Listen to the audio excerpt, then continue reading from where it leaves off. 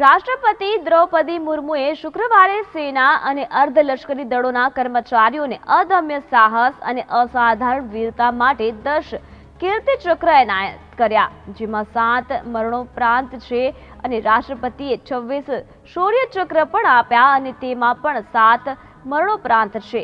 અશોક ચક્ર બાદ કીર્તિ ચક્ર દેશમાં શાંતિ કાળનું બીજું અને શૌર્ય ચક્ર ત્રીજું સૌથી મોટું વીરતા પુરસ્કાર છે. સંરક્ષણ મંત્રાલયે એક નિવેદનમાં કહ્યું કે રાષ્ટ્રપતિ મુર્મુએ રાષ્ટ્રપતિ ભવનમાં આયોજિત સમારોહ દરમિયાન સશસ્ત્ર દળો, કેન્દ્રીય સશસ્ત્ર પોલીસ દળો અને રાજ્ય કેન્દ્ર શાસિત પોલીસ કર્મચારીઓને આ ચક્ર એનાયત કરાયા હતા.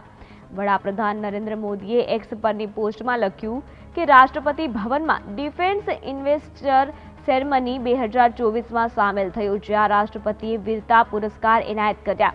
આપણા રાષ્ટ્રને પોતાના બહાદુર સૈનિકોની વીરતા અને સમર્પણ પર ગર્વ છે. તેઓ સેવા અને બલિદાનના ઉચ્ચ આદર્શોના ઉદાહરણ છે.